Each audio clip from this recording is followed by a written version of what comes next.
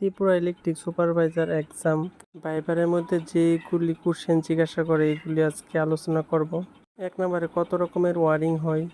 Basically 3 রকমের হয়। House wiring, overhead wiring, underground wiring. House wiring আবার 2 রকম হয়, surface wiring, concealed wiring.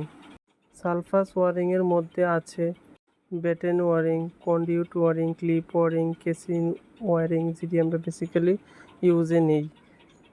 Concealed wiring এর মধ্যে আছে 2 রকম, কনসিলড কন্ডিউট ওয়ারিং।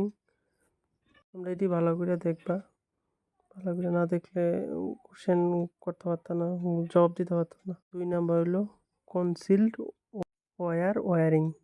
এগুলি ওয়ারিং এর বেশি প্রয়োজনীয়তা হয়। 440 ভোল্ট মোটর সম্পর্কে জানবা, এটা বিশেষ করে জানবা তোমরা। ফেজ ভোল্টেজ অ্যান্ড কারেন্ট কি? কারেন্ট কি বেসিক্যালি এই জিনিসটা তোমরা মাথায় রাখবা। কারেন্টের উপরে কোশ্চেন করে। ভোল্টেজ তো তোমরা জানো 220 ভোল্ট আছে, কিন্তু কারেন্ট কত হইব? কারেন্ট মানে এম্পিয়ার হিসাবে মনে করি এক মানুষ এক রকমের সিদ্ধান্ত বা এক মানুষ বুঝ লাইক সাবস্ক্রাইব